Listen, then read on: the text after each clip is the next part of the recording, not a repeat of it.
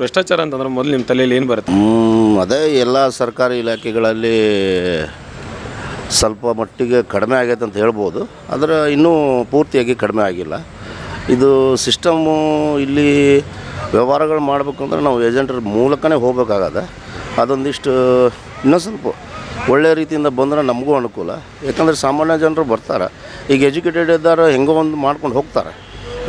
Uneducated ಇದ್ದಾರೆ ಹತ್ರ ಸ್ವಲ್ಪ ಜಾಸ್ತಿ ತೊಗೊತಾರೆ. ಅದನ್ನು ಸ್ವಲ್ಪ ಕಡಿಮೆ ಮಾಡಬೇಕಂತ ನಾವು ತಿಳಿಸ್ತೀವಿ. ಸರ್, ಭ್ರಷ್ಟಾಚಾರ ನಿಮ್ಮ ಪ್ರಕಾರ ನಿರ್ಮೂಲನೆ ಆಗುತ್ತೆ ಅಂತಾರ? ಅದೇ ಎಜುಕೇಷನ್ ಜಾಸ್ತಿ ಆದಂಗೆ ನಿರ್ಮೂಲನೆ ಹಾಕ್ಕೊಂಡು ಬರ್ತದೆ, ಅದೇನು ತೊಂದರೆ ಇಲ್ಲ. ಆದರೆ ಎಜುಕೇಷನ್ ಬಗ್ಗೆ ಜಾಸ್ತಿ ಒಲವು ಕೊಡ್ಬೇಕು ಎಲ್ಲರೂ, ಅಂದಾಗ ಅದು ಕಡಿಮೆ ಆಗುತ್ತೆ. ಈಗ ಎಜುಕೇಷನ್ ಇಲ್ಲ ಅಂದವನು ಅಲ್ದಾಡೋಕ್ಕಾಗಲ್ಲ.